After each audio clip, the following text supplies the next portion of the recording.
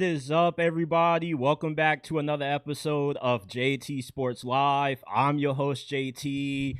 I'm back at you guys with my second NFL mock draft. The last one I put out was recorded before the Max Crosby trade happened, and everybody was hitting your boy up saying, dude, you gotta put up another mock draft, man. You just can't leave us hanging like that. You can't give us a mock draft prior to the Max Crosby trade and not update it. And then what's so ironic about that is the Max Crosby trade never happened since the Ravens backed out of it at the last minute. So I guess you can say my first mock draft still is somewhat up to date, but we're a week into NFL free agency, so it's just time for me to put another one out there. Not only am I going to be giving my post free agency mock draft, I'm also going to be giving you guys my biggest winners and losers from the first week of free agency. Then we're going to bounce around the rest of the NFL. Justin Fields got traded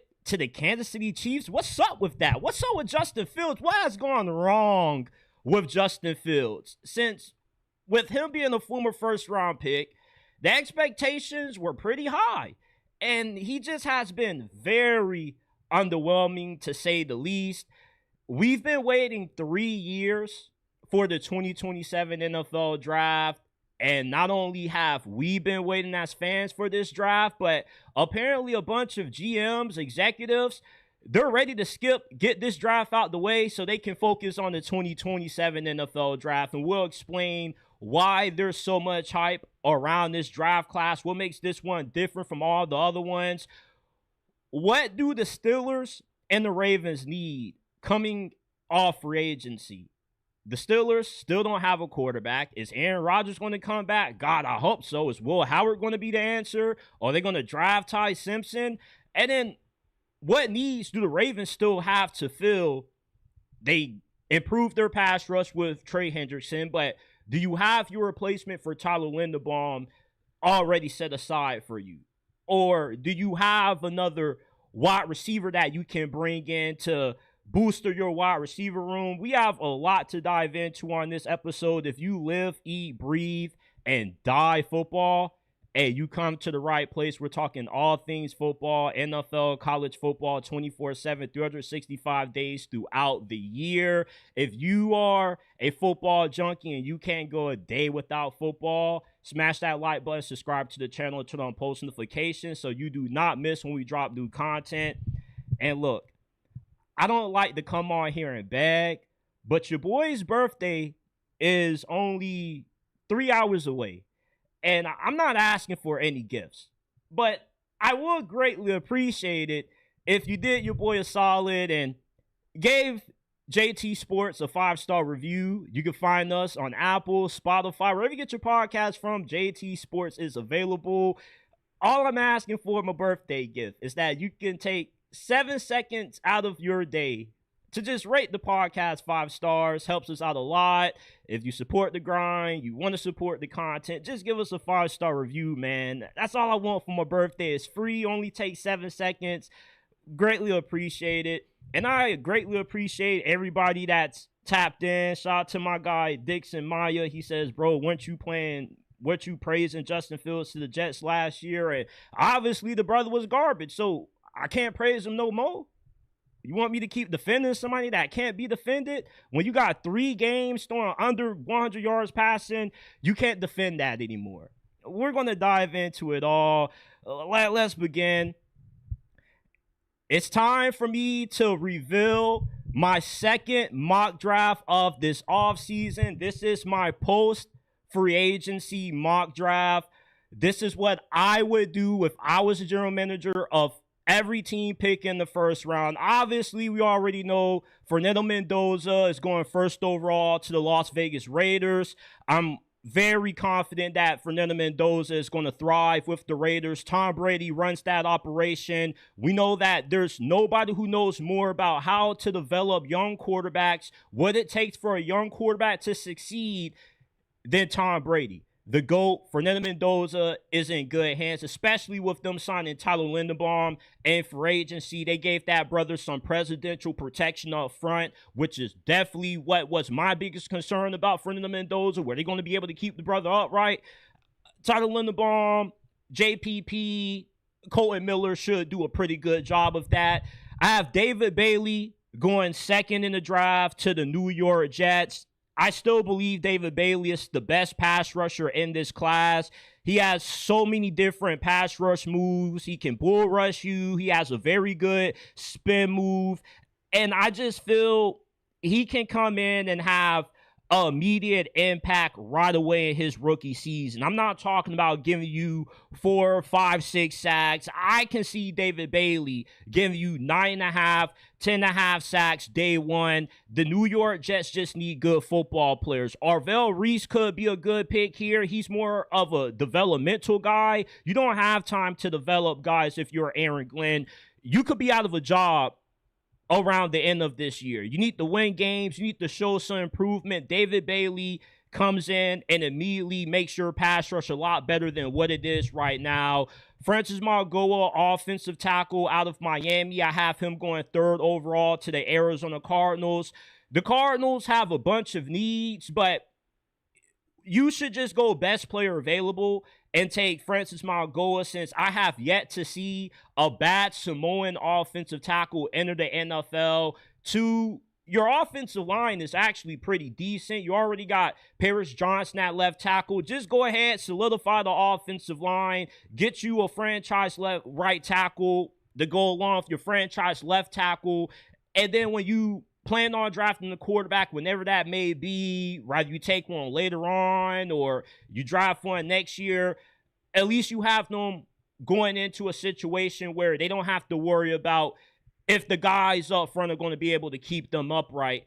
Ruben Bain out of Miami, star pass rusher for the Canes during their championship run. I have him going 4th overall to the Tennessee Titans. I don't see a world where Ruben Bain slips past Tennessee. Yeah, they did spend a lot of money on improving the defensive side of the ball. They traded for Jermaine Johnson. They still need another edge rusher to pair alongside of him. Cam Ward, I'm not saying that he has a bunch of influence, but I do expect him to pound the table for Ruben Bain. I'm not worried about the arm length. There are guys that have sucked, that have had the longest arms in the world.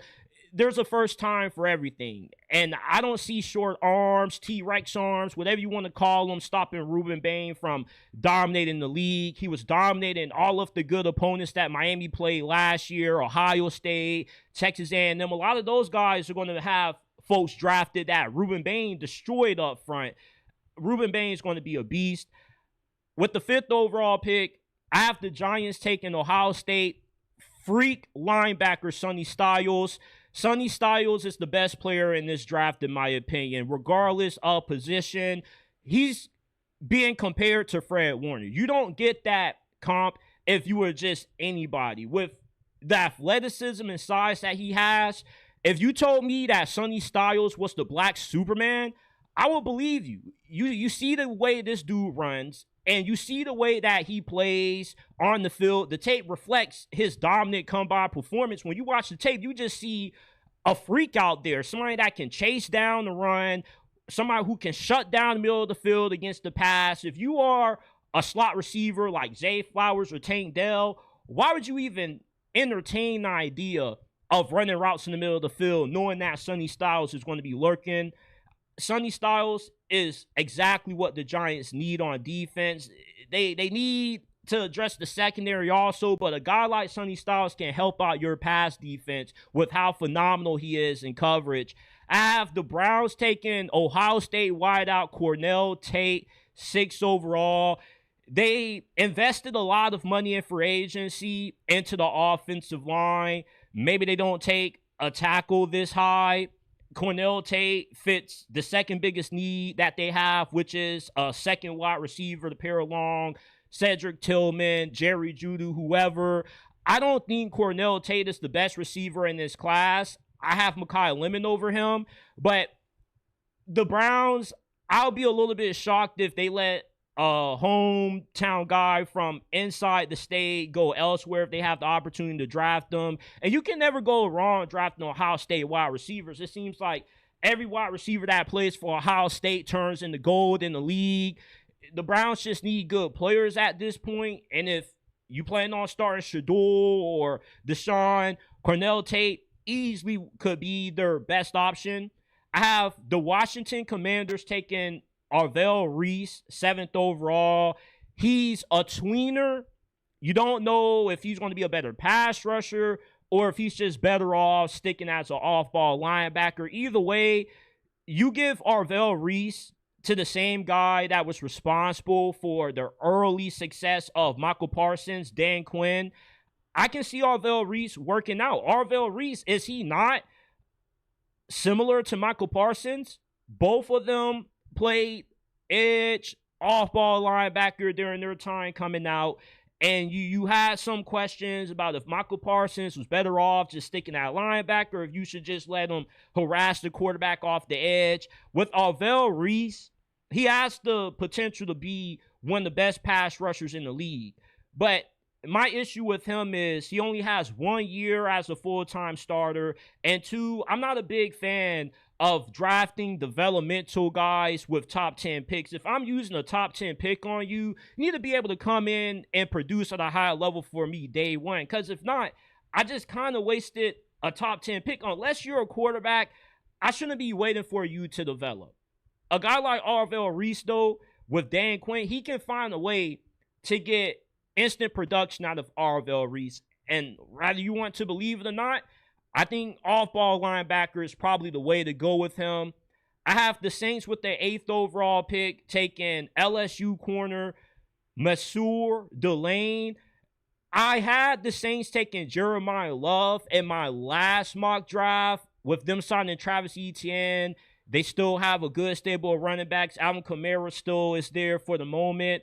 Masur Delane addresses another need that they have, which is you need another corner to pair alongside of Kool-Aid McKinstry. Masur Delane is the consensus number 1 corner in this class. You keep a guy that's already familiar with the area, in the area, and you also are drafting a corner from one of the best schools to get DBs from. LSU is called DBU. Masur Delane is your prototypical, very good man-to-man press corner. The Saints, they already have addressed the offense a good amount. Now it's time to use some resources to improve that defense. With a 9th overall pick, I have the Chiefs drafting Notre Dame running back Jeremiah Love. Some may say him falling to 9 is unrealistic. Is it really? Look at the teams drafting ahead of Kansas City. Which one of them really needs a running back? And which team is really bold enough to even take a running back this high, since there's so many teams that do running back by committee now? If you're investing a top 10 pick into Jeremiah Love, unless you're going to be giving him 60, 40, 50, 50% of the workload, you're kind of wasting it. And the Titans are the only team right now where Jeremiah Love kind of makes sense. But even that kind of sounds like a little bit of a stretch, since they already have Tony Pollard. And I feel pass rusher is a bigger need for the Titans than running back. Same thing with the other teams ahead of Kansas City that could take a running back. With the Chiefs right now, you already have Kenneth Walker. You get Jeremiah Love, you solidify your backfield for the next 6 years. You're going to have the best rushing attack in the league. You're going to have 2 of the best home run running backs in the league on the same roster, and it's going to take a lot of pressure off of Mahomes to where now you can get back to playing complementary football, dominating with ball control, controlling the time of possession. You can't go wrong drafting Jeremiah Love here. You already got Kenneth Walker. Why not double down and get you 2 really good running backs? With the 10th overall selection, I have Caleb Downs getting drafted by the Cincinnati Bengals. The Cincinnati Bengals just got to go best player available on defense, whoever is available at this spot.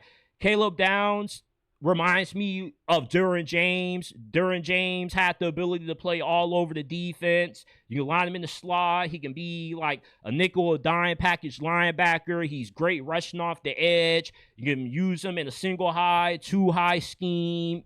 great in man coverage, everything that you want a modern day safety to be able to do in today's NFL. Caleb Downs fits that mold. With the 11th selection, I have the Dolphins taking Tennessee corner Jamon McCoy. He missed the entirety of this past season with the ACL injury. He should be good to go by the time OTAs, training camp rolls around. Jeff Hafley takes over as the Dolphins' new head coach. Normally, when you have a head coach that specializes in a certain side of the ball, they normally tend to select that side of the ball with their first draft pick. And the Dolphins have a huge need at corner. They have a guy named Storm Duck that would start for them at corner. They need to get some corners out there. When you got guys called Storm Duck starting for you at corner, you probably need to address that position. I have another Tennessee corner coming off the board. I have the Cowboys taking Colton Hood with the 12th overall selection. To me, Colton Hood is the second best corner in this draft. I've been watching this guy since he was at Colorado. I love his game. Very good size, has phenomenal length, and he's one of those corners that's just really scrappy. He's in your face. He can get a little bit grabby at times, but he just has sticky man coverage. He just sticks with you.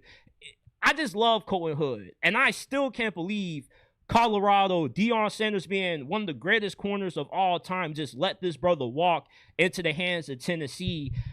I have the LA Rams drafting USC star wideout Mekhi Lemon.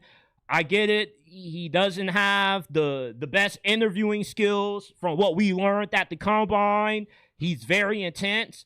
But the Rams, look, Devontae Adams, he's not getting any older. There's some speculation that the Rams could look to ship him off somewhere. Mekhi Lemon makes a lot of sense. He's young, has a lot of JSN similarities in his game with how he runs routes, how smooth he is after the catch. Mekhi Lemon is my favorite player in this draft. I love this dude. I hope that he falls to Steelers at 21, which probably is unlikely. But hey, who knows? Maybe his character issues do force him to fall down a lot further in the draft. I don't see him getting past the Rams at 13, though. Can you just imagine how a wide receiver duo of Puka Nacua and Mekhi Lemon will feed families for the next decade? Because we know Puka's not going anywhere.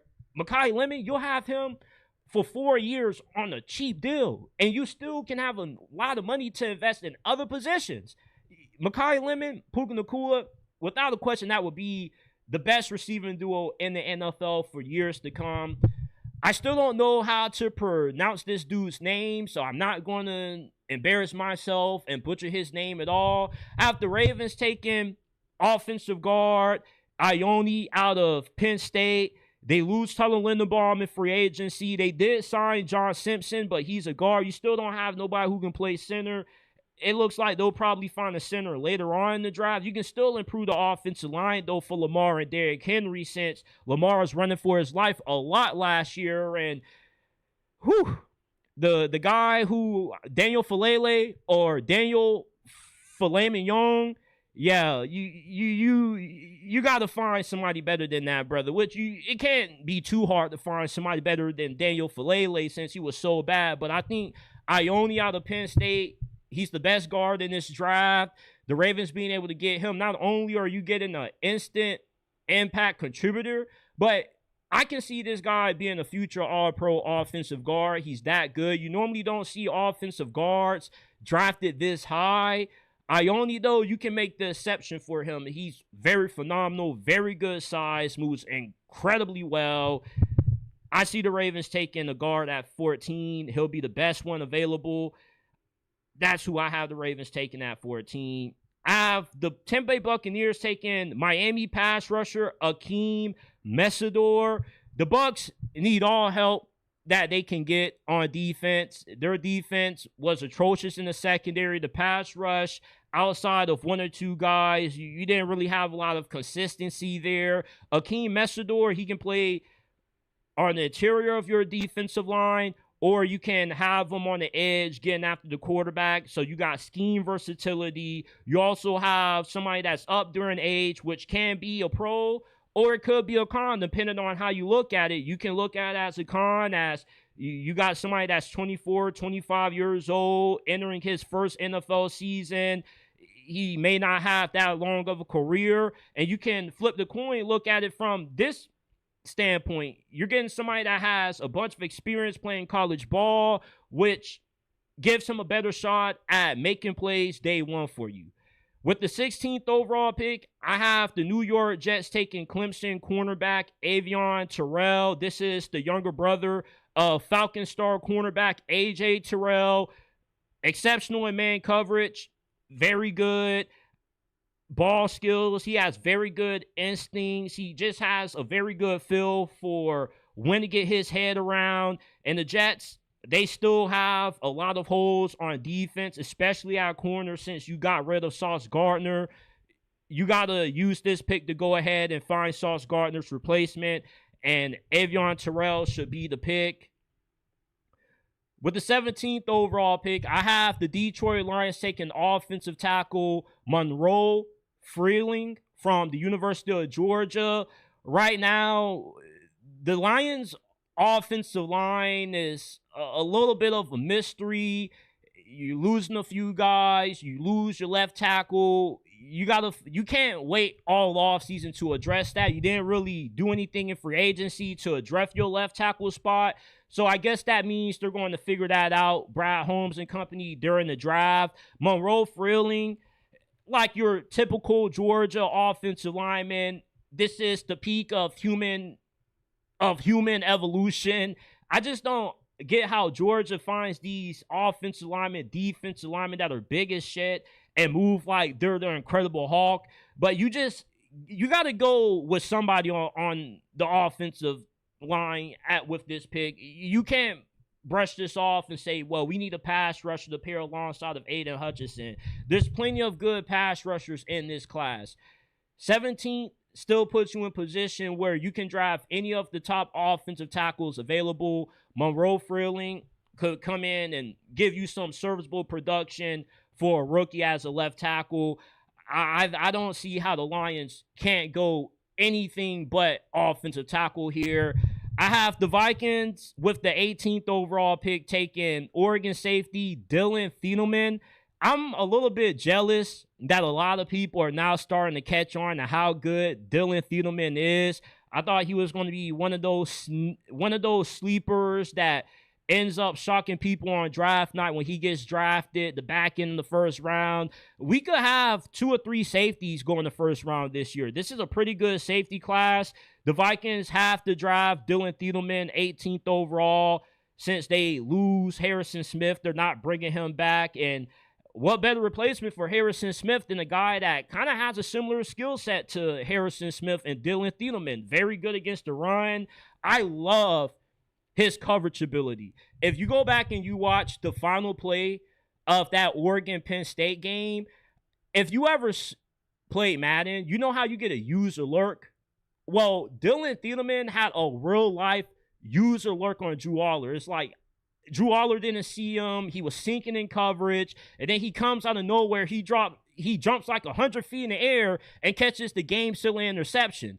And I can't blame Drew Aller for that pick, since I would have thrown it too. I didn't see Dylan Thieneman there. This is just a very good football player. And this may be a hot take.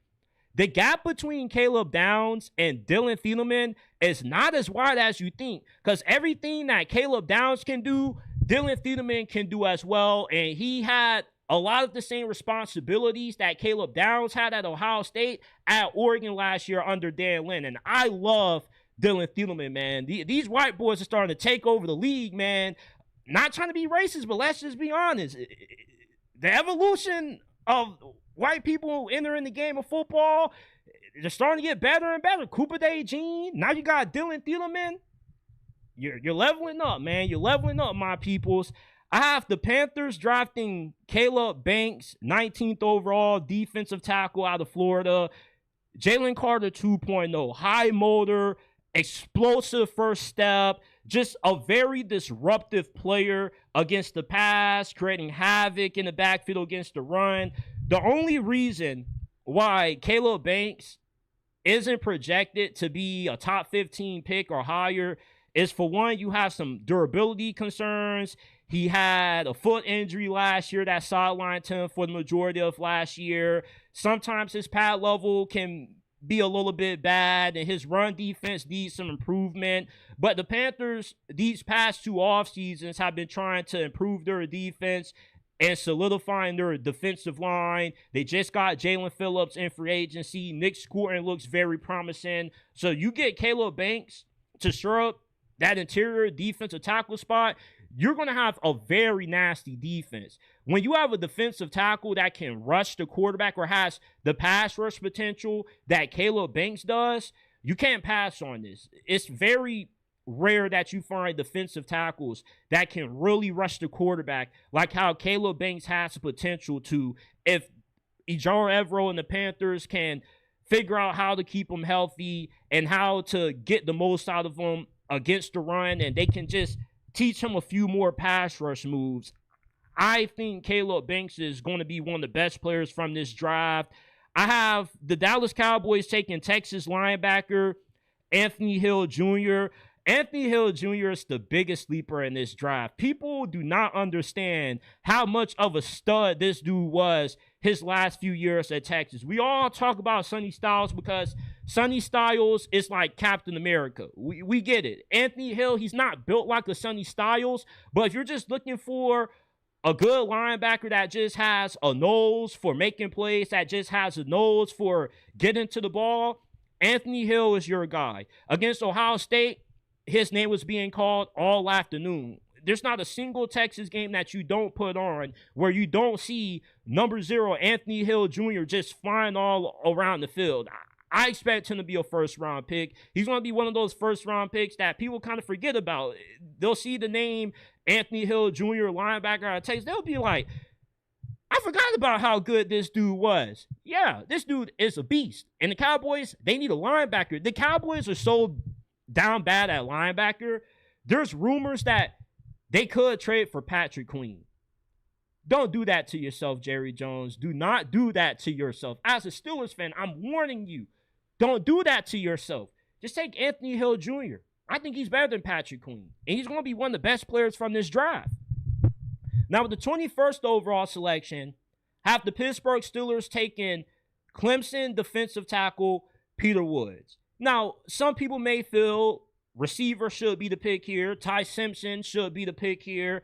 The Steelers don't really need to draft a receiver this high anymore since you already got Michael Pittman. You'll be drafting the slot guy, and we don't know if Mike McCarthy's going to be running a lot of 11 personnel. You're going to be running 2 tight ends, 2 wide receiver sets, or you're going to be running 3 wide receiver sets. We really don't know, but at this point, you just need a slot receiver. You can draft that on day 2, day 3. Peter Woods would continue to solidify the dominance that the Steelers are starting to have on the defensive line. And we know about TJ Watt. We know about how good their pass rush is. But last year you drafted Derek Harmon out of Oregon with your first overall selection or your first round selection. Now you can go back to back and get another defensive tackle. So not only are you going to have good guys that can start on your defensive line, but you're also going to have a lot of very good depth on your defensive line as well. You can never draft too many defensive tackles. And Peter Woods in the preseason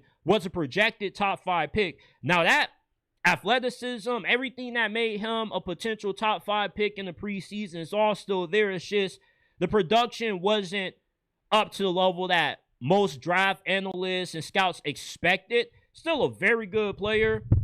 With the 22nd overall selection, I have the Chargers drafting Oregon offensive guard Emmanuel Pregnon. The Chargers didn't really do that much. Well, they did a little bit to improve the offensive line, but I don't know if I can get behind the signing of Cole Strange and say, yeah, this guy's going to keep Justin Herbert upright. We know how good your offensive tackles are, but your guards right now, You got Cole Strange out there. Can we get that brother Justin Herbert some real big boys up front? That's what Emmanuel Pregnon is. This is a real big boy, got a lot of strength. This is what they call a pancake maker. And even though he ain't making pancakes on the field, he lines up against any defensive lineman, he's going to turn him into a pancake. He's going to flip him into a pancake. No diddy. But Emmanuel Pregnon has some really good film, and the Chargers need an offensive guard. This probably would be the second best offensive guard that they could get at this point in the draft. I have the Eagles taking Clemson pass rusher T.J. Parker. They brought in Tariq Woolen in free agency, so the need for corner in the first round isn't that high. You do got to get another edge rusher, though. I think T.J. Parker fits well here. I don't know if he'll give you 7-8 sacks as a rookie, but I expect him to be pretty serviceable. I don't know why he's not being talked about higher. Shoot, I think when I make my third mock draft in a few weeks, I'll probably have him going in the top 15. Just has very good bend and very good burst coming off the edge. It's like as soon as the ball snaps, this dude is already damn near a half a step away from getting to the quarterback. So I think the Eagles definitely have to go edge here. Maybe they go receiver, but I don't see a wide receiver at this point that's worth first round draft status. I have the Browns going with Utah offensive tackle Spencer Fano. Yeah, I know they got Titus Howard. They still got DeJuan Jones. They also have brought in a few guards in free agency, but the Browns just need to keep shoring up that offensive line since you're going to have either Diddy Watson or Shedeur playing quarterback for you. Those brothers are going to need all the protection they can get. And I don't like some of the free agency signings that the Browns have made. Like, we talk about the Chargers protecting Justin Herbert. The Browns thought it was a good idea to give one of the Chargers starting offensive guards from last year a 3-year deal worth $50 million. That's not going to age well. Hopefully Spencer Fano can bail them out since you dropped him at left tackle. Maybe you move DeJuan Jones to somewhere on the interior. It's a lot of those offensive lineman signings that the Browns have made that I just don't really see panning out. Now, with the 25th overall pick, I have the Chicago Bears taking Ohio State defensive tackle Caden McDonald.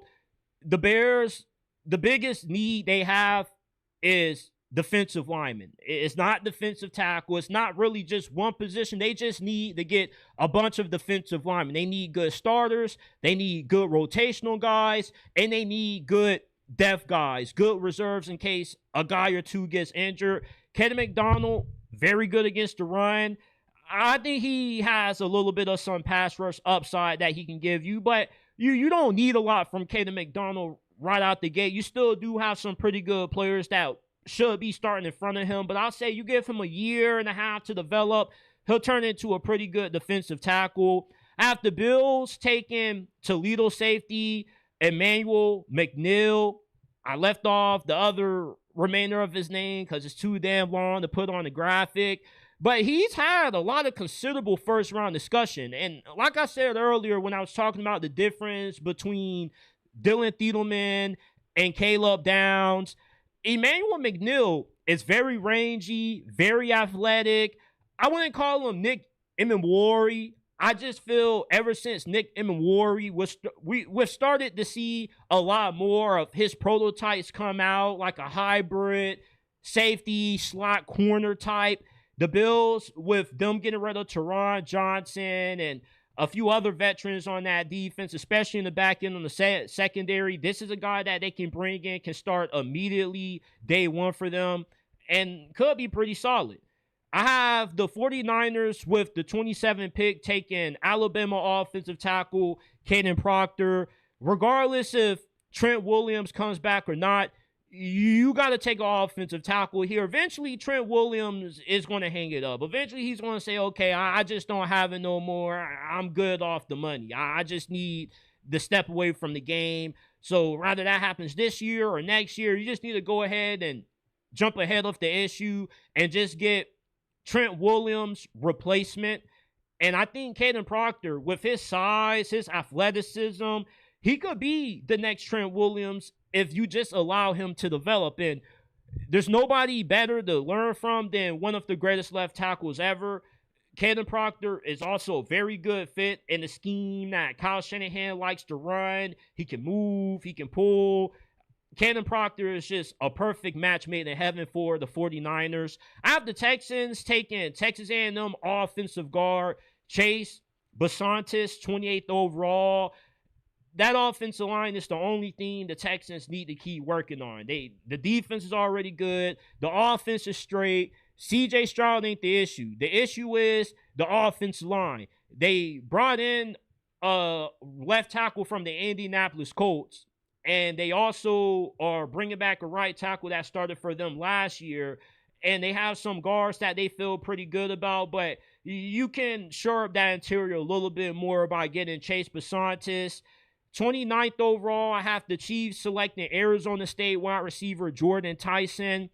The reason I see him falling is because when you watch him, how do you not see Christian Watson? He's Christian Watson with a lot more wiggle, and I have some concerns about his durability as well. 50-50 balls, he can get those red zone jump balls. Unlike Xavier Worthy, not really much of an outside receiver, more so just a slot gadget guy. So you get Jordan Tyson. I think that it opens things up for Xavier Worthy now. It'll take a little bit of the burden off Rashee Rice. I think Rashee Rice is a pretty solid receiver. So you get a guy like Jordan Tyson. You got Xavier Worthy, Travis Kelce come back, Kenneth Walker. Patrick Mahomes has probably the best supporting cast as far as throwing the football goes since Tyreek Hill, 2019, however long ago that was. I have the Broncos taking Oregon freak tight end Kenyon Sadiq, 30th overall. Some may say linebacker makes a lot more sense here, but if you know Sean Payton, you know that Sean Payton loves a good athletic tight end since he has something that he calls the joker position.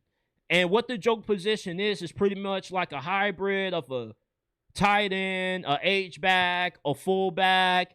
Maybe you do a little bit of wildcat stuff. Kenyon Sadiq, the amount of creativity that Sean Payton can unleash with his offense, if you get this guy, it's going to be off the chains. With this kind of speed, this kind of athleticism, he's too fast for most linebackers to keep up with in coverage, and he's too big and physical for most DBs to be able to guard unless you got a Derwin James or a Caleb Downs. And you just give a player like Kenyon Sadiq an offensive mind like a Sean Payton, and that's what it's going to take for a guy like Kenyon Sadiq to succeed in the NFL. We've seen guys like Kenyon Sadiq come and go. I remember O.J. Howard. You got to be an OG draft nerd to remember O.J. Howard. O.J. Howard is my comp for Kenyon Sadiq. Kenyon Sadiq is just way faster, but he reminds me exactly of O.J. Howard. And O.J. Howard had a little bit of success when he first came into the league, but injuries just kept him off the field and eventually just derailed his career. O.J. Howard is my comp for Kenyon Sadiq, but without the injuries. After the Patriots taking Auburn edge rusher Kedrick Falk, 31st overall, they could go offensive line here, but I think they have a big hole at edge since they lost Kayvon Chasen in free agency. Yeah, you got Harold Landry still there, but you need some youth and athleticism coming off the edge. Kedrick Falk could give you that. And with the final pick of this mock draft, 32nd overall, I have the Seattle Seahawks taking San Diego State corner Chris Johnson. You got to find a replacement for Tyreek Woolen. I think Chris Johnson fits that mold. Very good size. I think he is a perfect fit in a zone-heavy system that Mike McDonald likes to run. So this is my full first round post-free agency mock draft. Leave your thoughts down in the comment section down below. What picks do you agree with? What do you disagree with? And where do you think Jeremiah Love is going to get drafted? Because, I mean, right now, I don't really know what teams got to take a running back in the top 5. What teams got to have Jeremiah Love in the top 10? Great player, but it's just the position that he plays and how low of the man there is for it. And on top of that, a lot of teams don't really need running backs right now. Maybe the Broncos trade up for Jeremiah Love. Who knows? They could use Jeremiah Love most def, but Let me know your thoughts on this mock draft. Shout out to everybody that's tuned in. Shout out to Lions today. Shout out to my guy, Micro Mike. Good to see you, my dude. I still see you grinding, my dude. Shout out Micro Mike, man. Shout out Dixon Myers. He says that safety isn't worth the first round pick. Dang, you don't rock with Dylan Thielemann? You don't rock with Dylan Thielemann? I don't know, man. Dylan Thielemann is a dog. I don't know how you can watch Dylan Thielemann's film and be like, man, this ain't no damn good safety. I thought Nick Imawari, if we being honest, if you go back and watch some of my draft content last year, should have been a first-round pick too. He's a freak. I'm not saying that Dylan Thielemann is a bigger freak than Nick Imawari, but Dylan Thielemann is just a very instinctual, high IQ football player. He's a good athlete. Don't get it twisted. Now he ain't no slouch. Don't let him being a white boy fool you. You feel me? Dylan Thielemann is a dog. He just has very good IQ. He always has a knack for just making plays, getting around the ball, right? That being pass coverage against the run. Like, I'm sorry, my dude. Like, I kind of disagree with that. I think Dylan Thielemann is definitely worth the first round pick.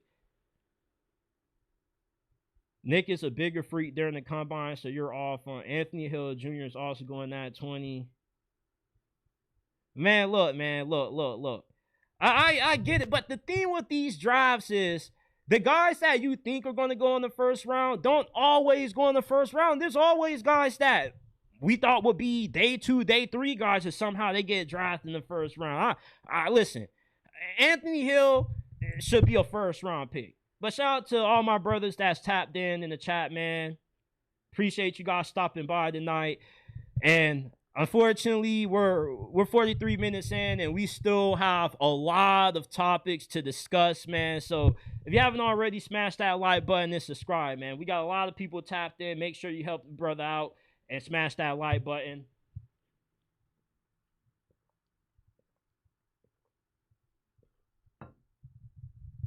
I appreciate it. Kasul Gamer 876. Hope you've been good. I appreciate all the love. Shout out to my guy M Sparks. All right. The next chapter of Justin Fields' career, he is being traded by the New York Jets to back up Patrick Mahomes for a 6th-round pick. You know what's so ironic about what has transpired up to this point in Justin Fields' career? He has still a huge fan base that still believes that he hasn't been in the right situation to succeed. He still hasn't found the right coach who can help him put it all together. So maybe backing up Patrick Mahomes, being an understudy under Andy Reid is what he needs to finally get his career going in the right direction. But if we're just being honest, you got to know when to hold them and know when to fold them. And Justin Fields just isn't a starting quarterback in the NFL. Justin Fields is what everybody thought Lamar Jackson was going to be. Lamar Jackson, his passing coming out of Louisville was heavily scrutinized. Nobody thought that he would ever develop into the thrower of the football that he is today.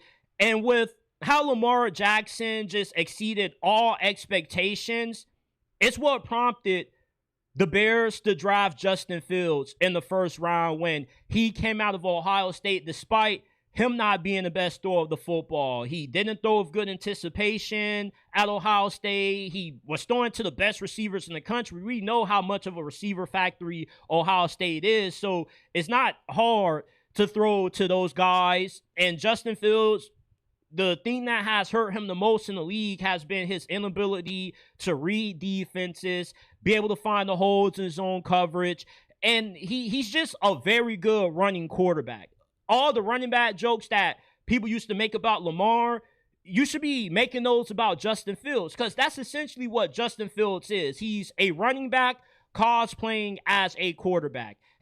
Justin Fields, the best he's going to be as a passer is average. You're not going to get Lamar Jackson or Jaden Daniels out of Justin Fields. Lamar and Jaden Daniels are unicorns. For every Lamar and Jaden Daniels that you find, you're going to find at least 10 Justin Fields and Anthony Richardson. And Justin Fields, I think he can be a very good gadget player. He can be a very good backup. But when you have 3 games under 100 yards passing, you're finishing the game with like 54 passing yards, 46 passing yards, you're not an NFL quarterback. And there's no more excuses that anybody can make for Justin Fields. He's entering his 6th season in the NFL. For the last 3 years, he's been on 3 different teams, and he can't stick anywhere.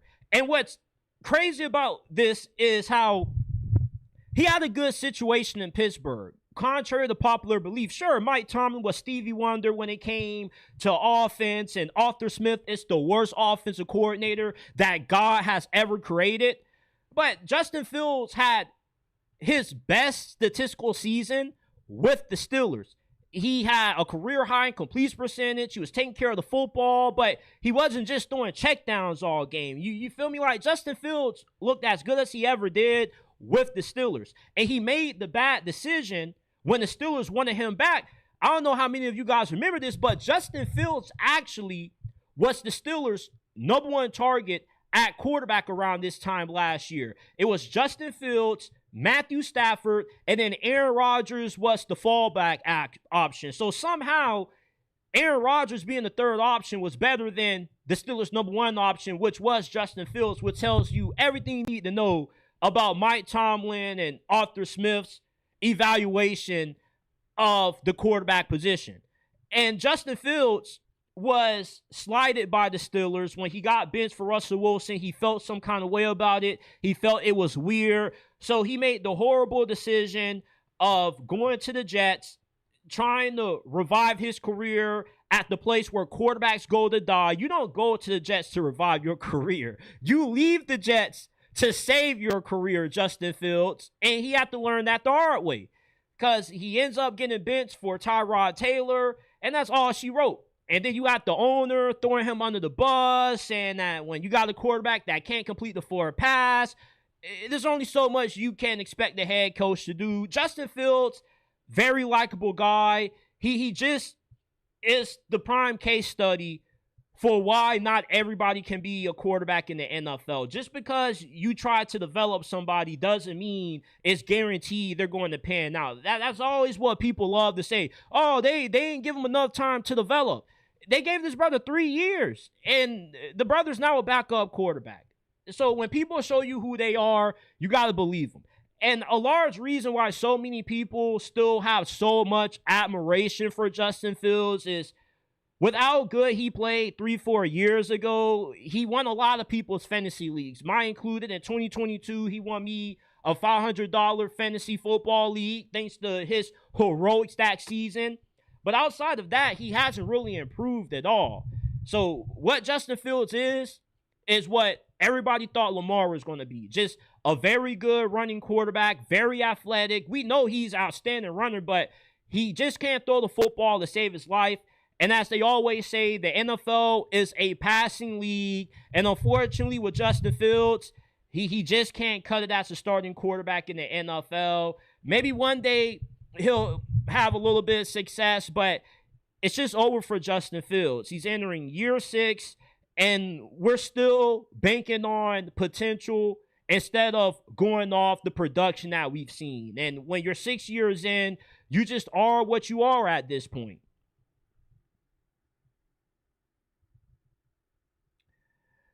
For the last 3 years, we've been hyping up the 2027 NFL draft.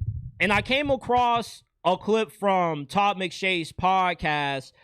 He said that there are a bunch of teams that are stockpiling draft capital for next year's draft, because next year's draft is when you want to have a lot of picks available, since this is going to be a generational draft. The 2027 NFL draft is going to be one of the best draft classes that we've seen in over 15 years. You have so many generational prospects without even mentioning quarterbacks. And I know that, well, every draft is supposed to be the next best thing. The draft after is always the generational draft. No, the 2027 draft is unlike anything. There's not a single draft that has been hyped up for 3 straight years. For 3 years, we've been waiting to see Jeremiah Smith be eligible for the NFL. The best wide receiver prospect ever. Better than Randy Moss. Better than Jamar Chase.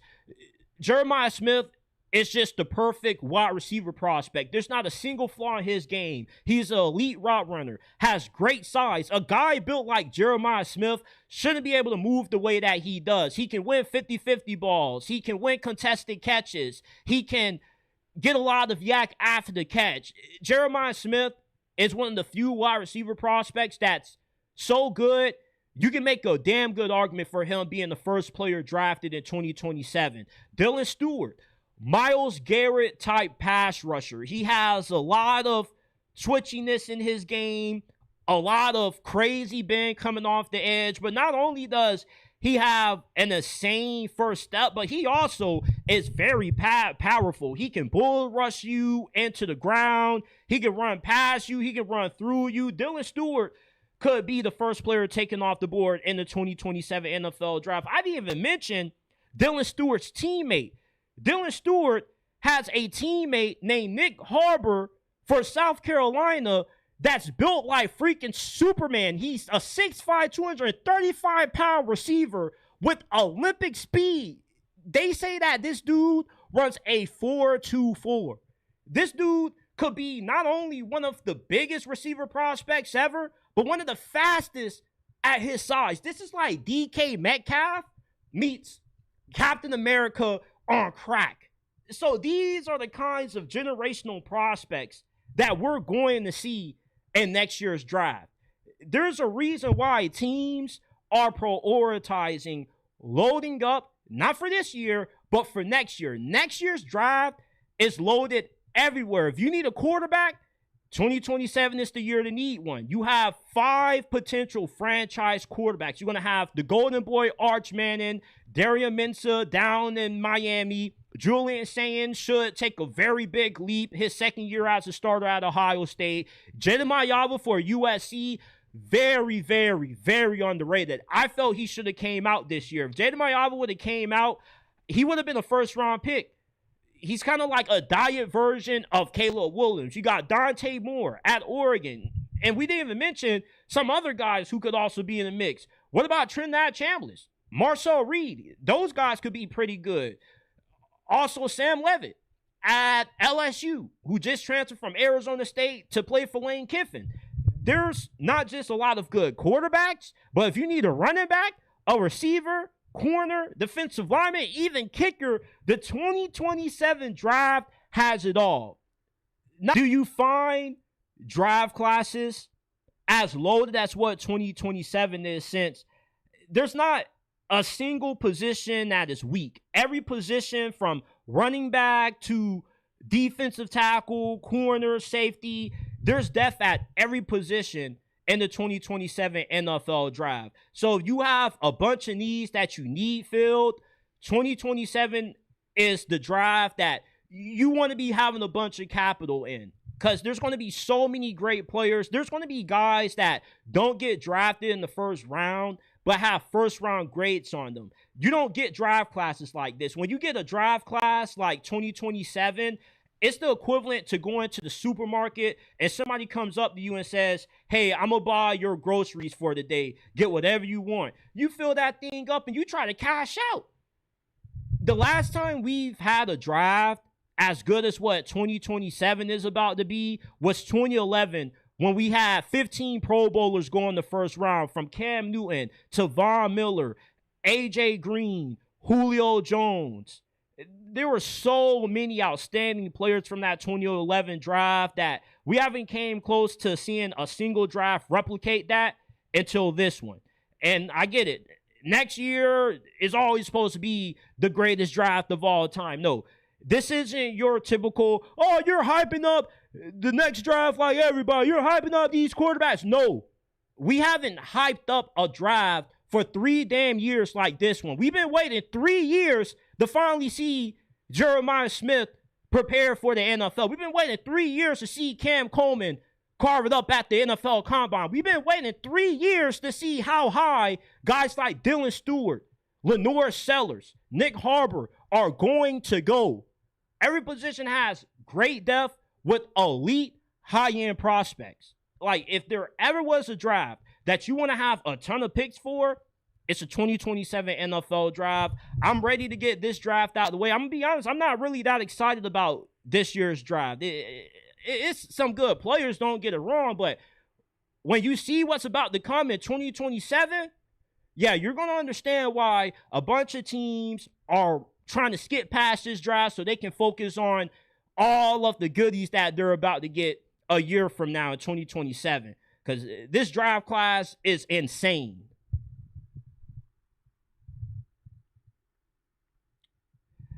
The Steelers filled every need besides one after the first week of free agency, and that is quarterback. And it's the same old when it comes to this damn team and this quarterback position.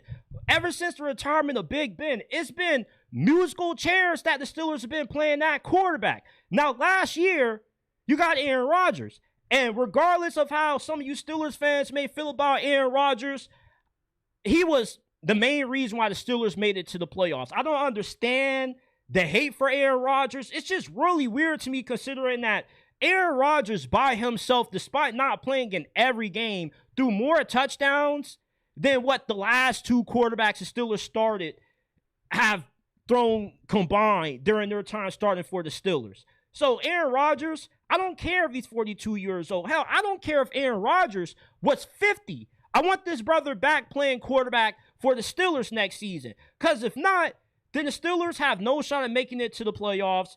And you're either going to be starting Will Howard, Kirk Cousins, or Ty Simpson. And you don't want any of those guys starting that quarterback for the Steelers next year if you are a Steelers fan. Whether y'all want to admit it or not, Aaron Rodgers gives the Steelers the best chance to make it to the playoffs again. The Steelers wouldn't have won the AFC North if it wasn't for Aaron Rodgers. A guy that's 42 years old throws 24 touchdowns and only 7 interceptions, and he's being treated like he was garbage by some people in his fan base. I question your football knowledge. Were you watching these games? Like, Will Howard, Mason Rudolph wouldn't have done any better than Aaron Rodgers. Oh, they can run. Okay, cool. Can they throw? Because Aaron Rodgers still showed in that game-winning touchdown that he threw against the Ravens that he still has a very good arm, still throws the ball with very good touch, very good accuracy. Is Aaron Rodgers what he used to be? No. But the receiving core that the Steelers gave him did the brother no favors. The offensive line with the injuries they dealt with didn't do him a lot of favors neither.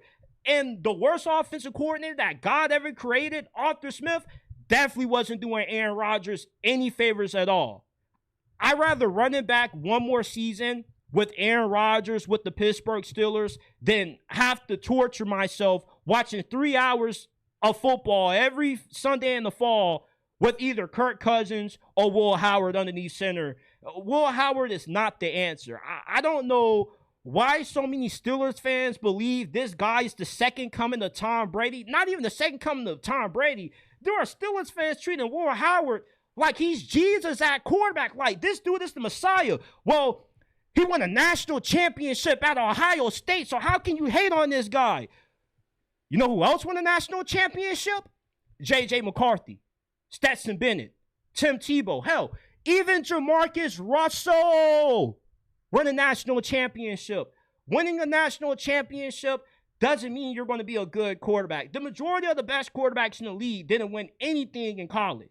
If you play on a team like Ohio State, even if you're an average quarterback, it's hard for you not to look elite when you're throwing to Jeremiah Smith, Cornell Tate. Like, you're throwing the NFL wide receivers everywhere you look. So it's impossible for you to suck playing for Ohio State. I'm not saying that Will Howard doesn't have a shot at being anything good, but you already have a very low chance at finding a franchise quarterback in the first round. You have a 20% chance of drafting a quarterback in the first round and them panning out. And the percentages decrease drastically round by round. How many day 3 picks at quarterback are starting right now? The only ones I can think of off the top of my head are Brock Purdy and Dak Prescott. That's about it. And Brock Purdy is like the ultimate outlier. Normally, when you draft a quarterback in round 6, at best you're getting a serviceable backup. You don't get a long-term starter. And even if Will Howard does turn out to be pretty decent, I don't see him being good enough to help the Steelers win a Super Bowl in a conference where gods play quarterback. Will Howard isn't beating Lamar Jackson in the playoffs, or Mahomes, or Josh Allen, or Justin Herbert. The Steelers will be settling if they make Will Howard their long-term starter at quarterback. Because at best, this dude gives you average, slightly above average quarterback play. Why settle when next year's draft has way more quarterback options to pick from? Darian Mensah, Arch Manning, Dante Moore. Regardless of how good the Steelers are this upcoming season, if they are good, they can draft the quarterback no matter where they'll be picking in the draft. They could win the freaking Super Bowl, have the last pick of the first round in 2027, and still walk away with a better young quarterback than Will Howard, or a better quarterback than what they can get this year. Ty Simpson ain't the answer either. I'd rather see Will Howard start for the Steelers this year than have to torture myself watching 3 hours of Kirk Cousins or Ty Simpson on my Sundays during the fall. If my options are Will Howard, Ty Simpson, Kirk Cousins, or whoever else, just give me Will Howard. I'm not saying that he's destined to suck, but I just don't understand why so much of the fan base has so much confidence this is going to be the dude when quarterbacks drafted on day 3 rarely ever turn into starters. But at the same time, I'd rather see Will Howard, because I would love to see what we have in him if we don't get Aaron Rodgers back. Then watch Kirk Cousins. I don't want to watch Kirk Cousins play for my Pittsburgh Steelers, bro. Kirk Cousins is the most boring-ass quarterback ever, bro. Like, he's a cool dude, a likable guy, but he's grits now. He's cooked. He's a better CBS analyst than he is a quarterback at this stage of his life. I'd rather see Kirk Cousins and the pregame show of CBS than seeing him throw passes for my favorite football team next year. Keep this brother off the Pittsburgh Steelers, all right? Ty Simpson, if the Steelers draft Ty Simpson, by the power invested in the Lord above, please give me strength. Please give all of Steeler Nation strength.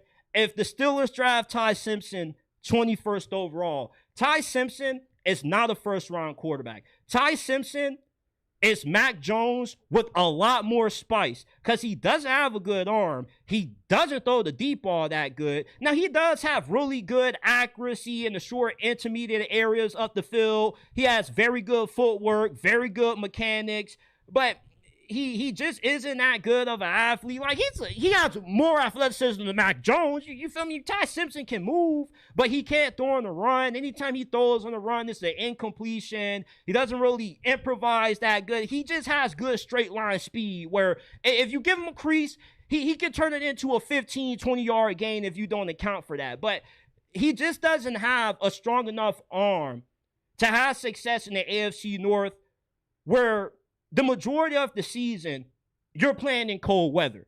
If you don't have a strong arm, you're not going to survive in the AFC North. You got to be a big arm quarterback to win playing in the AFC North. Ty Simpson is a better fit for the Cardinals or the Rams if they want to let him sit for a year and be groomed to be Matthew Stafford's successor. Ty Simpson isn't it, man. I think that the thing with Ty Simpson is he kind of got elevated by Kalen DeBoer's system. And then, another red flag that I have with Ty Simpson is he only has one season as a starting quarterback. A lot of quarterbacks that end up busting in the NFL are the ones that only have a year or two as a starter. The guys that end up hitting the ground running have instant success. Jaden Daniels, Bo Nix, Justin Herbert, all those guys started 3-4 years of college football. So you start a guy for only 1 year, and then you think this is first-round material, and he doesn't have high-end physical traits? Now, I have no problem with the Steelers drafting Ty Simpson in round 2 or round 3. That would be a good pick. But just drafting Mac Jones with spice in the first round, it's just a waste of a first-round pick if we're just keeping it in the stack, if we're just keeping it in the bean. The Steelers' plan after free agency at quarterback, I hope, is Aaron Rodgers coming back. Aaron Rodgers, if you're listening to this, which I doubt, but Aaron Rodgers, all I want for my birthday is for you to announce that you're coming back to play playing quarterback for the Steelers. That's all I want, brother. Like, I am so grateful that Aaron Rodgers, despite having options to go elsewhere, chose to play for the Pittsburgh Steelers in spite of how Mike Tomlin has been unable to get the offense right. Arthur Smith being the worst offensive coordinator that God has ever put on this planet. Not having anybody but DK Metcalf. I have the utmost respect for Aaron Rodgers. I'm finna get me an Aaron Rodgers jersey. I don't care how some of you Steelers fans may feel about Aaron Rodgers. This dude is the best quarterback that we've had in 5 years. And if you're giving me 24-7 at 42, 43 years old with Michael Pittman, with the addition of Rico Dowdle, a lot more playmakers around Aaron Rodgers, yeah, I would love to see how good he'll look with a way better supporting cast, a way better defense, and not have to worry about trying to carry the team on his back every single week, despite being an unk. I hope that the Steelers' plan, and only plan at quarterback, involves Aaron Rodgers running it back for one last hurrah, truly his final run, with the guy who he started it with coming into the league with Mike McCarthy. Shout out to everybody that's tapped in. Shout out to everybody in the chat. Appreciate all of the happy birthdays. Shout out to From the Dog 904. Appreciate you, my dude. Shout out to Sean McCory. He says, being QB2 behind Pat is better than being QB1 on a lot of teams. Menace won't let Archie play for the Jets. Shout out to Sevenberg. He says, well, they went down to Atlanta to close the deal, but they lowballed him. Justin got paid, and the league is all about the money. Last year, Rodgers and Cousins were both knocking down the door. Nobody has developed Justin. He learned more in Pittsburgh than anywhere. I don't know if it's over. Darnold went. Man, here, you can't compare Sam Darnold and Justin Fields, my dude. Sam Darnold's issue wasn't throwing the football. Like, it was just consistency. Justin Fields had 3 games where he failed to register even 60 yards passing. You won't find a bigger Justin Fields fan than me.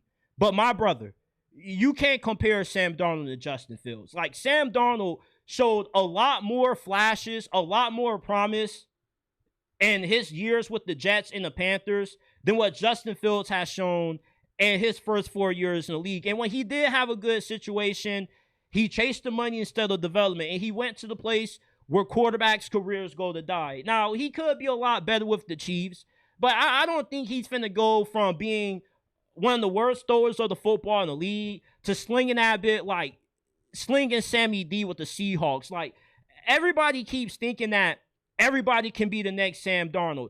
Everybody can be the next Baker Mayfield. And that's going to get a lot of general managers and a lot of head coaches fired. Because guys like Sam Darnold and Baker Mayfield aren't your everyday growing trees redemption stories. These were guys that coming into the league, they had the tools. They showed some flashes of what they could be. But they were in such bad situations that it was hard for them to really showcase everything that they could do, since they were playing for 2 historically bad franchises. The Bears just had their first winning season in years with Ben Johnson, with Caleb Williams. Hell, Caleb Williams in his rookie season was better than anything that Justin Fields had produced for the Bears the 3 seasons that he was there. Like, I love Justin Fields. You feel me? I'm not trying to sound like a Justin Fields hater, but Justin Fields is done as a starting quarterback in the league. Now, could he turn around? Maybe, but I'm not willing to bet money on that. It's just hard to teach certain guys how to play quarterback, because not everybody in this league can be developed. Certain guys just don't have it up here. And the problem with Justin Fields is his ability to read defenses. And we're going into year 6 and you're still saying that this can be developed. When does it stop? We're 6 years in. Eventually, we have to get to a point where we can just say, you know, This is just who Justin Fields is as a player. We're going to be 12 years into Justin Fields' career, and we're still going to keep saying, man, he still hasn't gone to the right spot. Man, he still hasn't been in the right situation to succeed. I mean, come on, man. When does it stop? That's all I'm asking. When does it stop?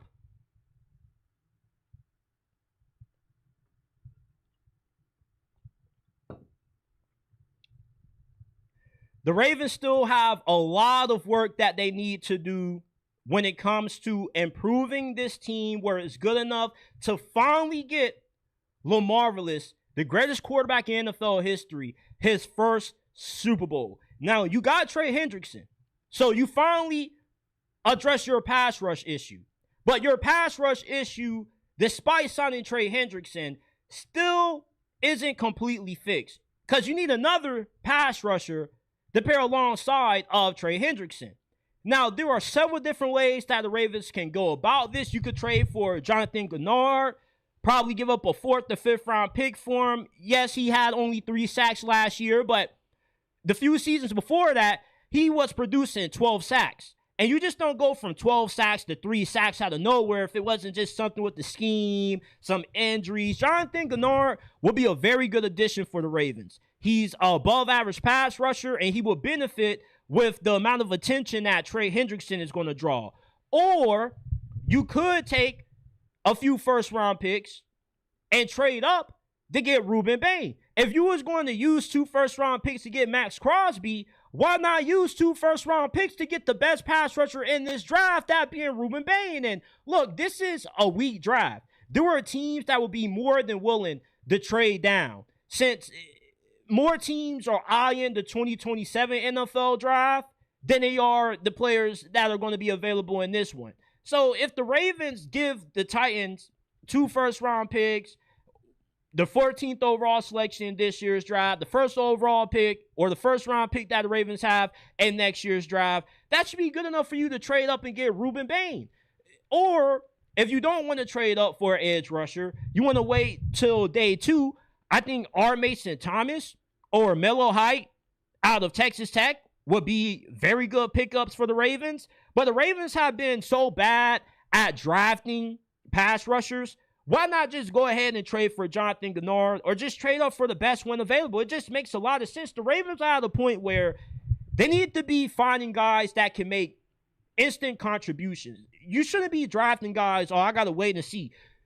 You have the greatest quarterback in NFL history in his prime. How much time are you going to wait for guys to develop? You don't have any more time for guys to develop. You need to maximize Lamar Jackson while he still is in his prime right now.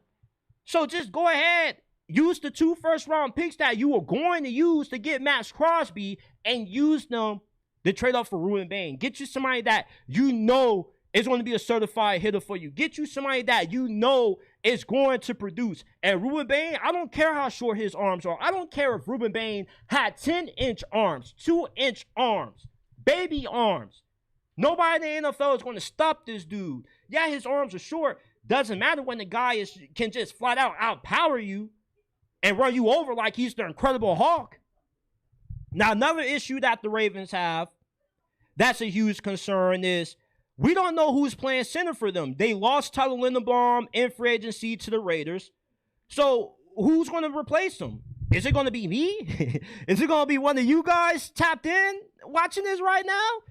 Probably not. Somebody has to play center. You didn't sign one in free agency. You did sign a very solid offensive guard in John Simpson. Now, thankfully enough for the Ravens, there are a lot of good centers in this draft that you can find to replace Tyler Linderbaum. Will they be as good as him? Maybe not, but they can be at least a fraction as good as what he was for way less than the price of what you would have paid if you was trying to keep him around. I think that Jake Slaughter out of Florida could be a very good draft pick for the Ravens. He could come in and be a day one starter for you. He started 3 years at Florida, was a former All-American as well. Parker Brailsford out of Alabama, you could draft him in round 3, round 4. One of the best centers in America, was a multi-year starter, not just at Alabama, but at Washington as well. So there's a lot of good options at center in the draft this year for the Ravens. to look at, to be able to pick up. Now, at wide receiver, the Ravens got to bring somebody else in. You can't run it back with Rashad Bateman again. Rashad Bateman is just too hot and cold. Some games he's good. Other games he's just like, dude, why did the Ravens even think it was a good idea extend you? Now, I get it. The dude had a career year, career highs, and touchdowns, receptions, yards, everything. But you can't bang on Rashad Bateman being good for you this year. You need to bring in another wide receiver. It doesn't have to be anybody crazy. You don't need a superstar, but you just need a quality receiver. I don't get why the Ravens don't bring back Lamar Jackson's partner in crime, Hollywood Brown. Hollywood Brown and Lamar Jackson were like LaJack Boy and Kodak when they first came into be more together. And listen, I get it that Hollywood has the issue with the drop C's, but Hollywood was a solid receiver. If Hollywood Brown was as garbage as what a lot of Ravens fans made him out to be, you wouldn't have gotten a first-round pick in exchange for him when you traded him to the Arizona Cardinals. And there are certain players that are only good with certain quarterbacks, and Hollywood Brown is only good when he's playing with Lamar Jackson. You want to know why? Because they have that 9-5-4 connection. Keep that 9-5-4 connection going. Zay Flowers is from the 9-5-4. Get Hollywood in on the action, man. Like, the Ravens are ruining a great thing that they have going on with this 9-5-4 South Florida vibe in their locker room, man. Bring that thing back. Bring back Hollywood. You're not asking Hollywood to be a number one wide receiver in the Greg Roman offense. You're really going to penalize Hollywood for not going crazy in a Greg Roman offense? I mean, come on. Can we be a little bit reasonable? Can we be a little bit reasonable here, Ravens fans? Like, why do you guys have so much disdain for Hollywood Brown? Hollywood Brown was not that bad. As a matter of fact, he was not bad at all. Like, he had some good seasons with Lamar Jackson. Like, he's obviously just good with Lamar. So if Lamar wants Hollywood, bring back Hollywood, man. And if you don't want to bring back Hollywood, the Ravens should do what they love to do the best. Sign some old guys that we think have no more juice left in the tank and squeeze a little bit of juice left in the tank that we didn't know that they had. They do it all the time. They did it with Steve Smith. They did it with, who was it? Justin Houston, I believe it was. And they can do the same thing with Tyreek Hill. The Ravens signing Tyreek Hill will be the perfect Baltimore Ravens signing because they love signing wide receivers that are old, that are felt to be past their prime. Tyreek Hill, I don't care if this brother's leg bent in half. You don't go from being one of the fastest human beings on the planet to running 4.6, 4.7 overnight because of one injury. Tyreek Hill is still a difference maker. And you can get him for a very cheap veteran minimum contract if you're the Ravens. And then if you don't want to bring back Hollywood or you don't want to pay for Tyreek Hill, you draft Jeremy Bernard in the second round. Jeremy Bernard is the most slept-on wide receiver in this draft. Just everything about him is smooth, great hands, insanely good route runner. Not super dynamic, but he does have some after-catch ability to get you some yak. I think if the Ravens draft Jeremy Bernard in the first round, he would instantly take Rashad Bateman's spot as wide receiver 2 in that offense. But these are just a few ways that I feel the Ravens can go about addressing their biggest concerns after the first week of free agency. All right, everybody. We got one more thing to get into before we get up on out of here, man. With the first week of NFL free agency being in the books, I want to give you guys my biggest winners and losers of free agency so far. Starting with the Pittsburgh Steelers. The Pittsburgh Steelers are the biggest winners coming out of free agency.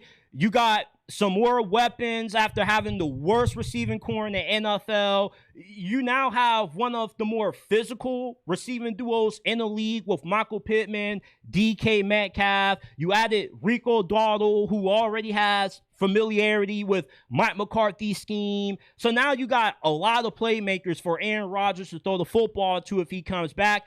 You also strengthened your secondary. You signed Jamel Dean, who was pretty solid for Tampa. You got Jaquan Brisker, who is an absolute dog. This is my favorite signing that the Steelers have made so far. You got Asante Samuel Jr. Remember him? Yeah, he had like a spinal injury that kept him out of action. The Steelers brought him in during the middle of the season, and when he had his number called, he stepped up and made a good amount of plays. I think that the Steelers solving their two biggest problems from last year makes them one of the biggest winners from free agency so far. How can it not? The Steelers are a much better team at this moment than what they were around this same time last year when you were asking yourself, okay, you got DK Metcalf and who? The Indianapolis Colts are the biggest losers of free agency this year.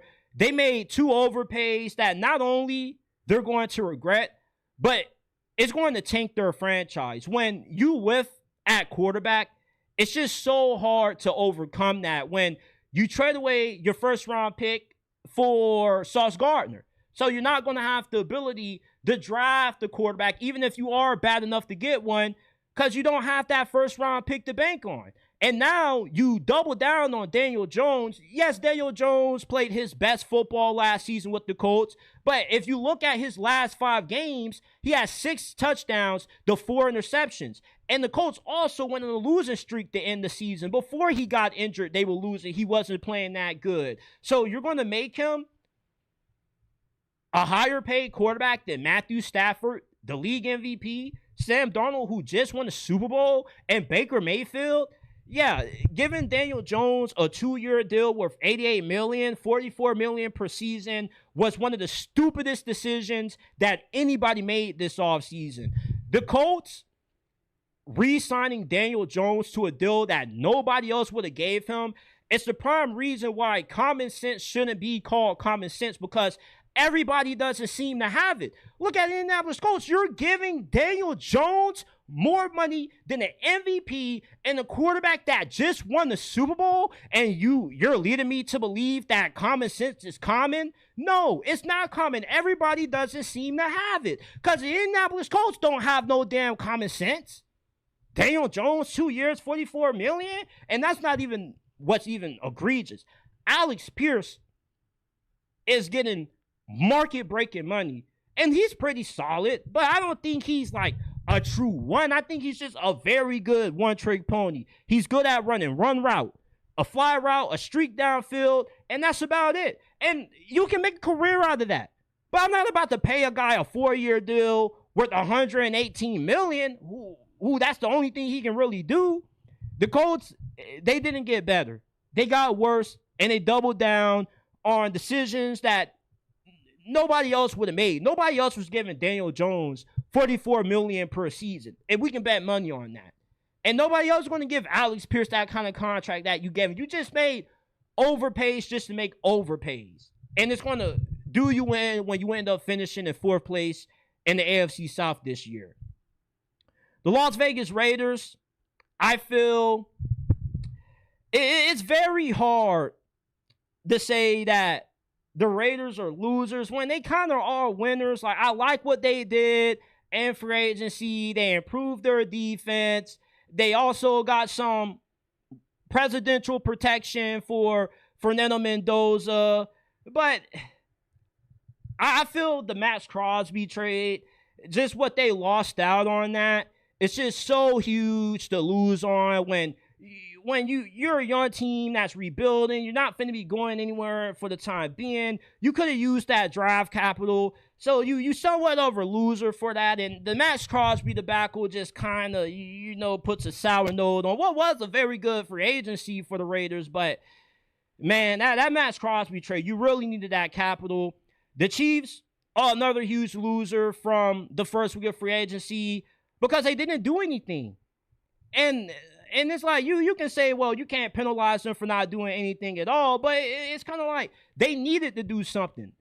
They're like damn near the worst team in the division from a talent standpoint, and they're no better now than what they were last season. If anything, they're worse because their defensive line and their secondary got absolutely raided.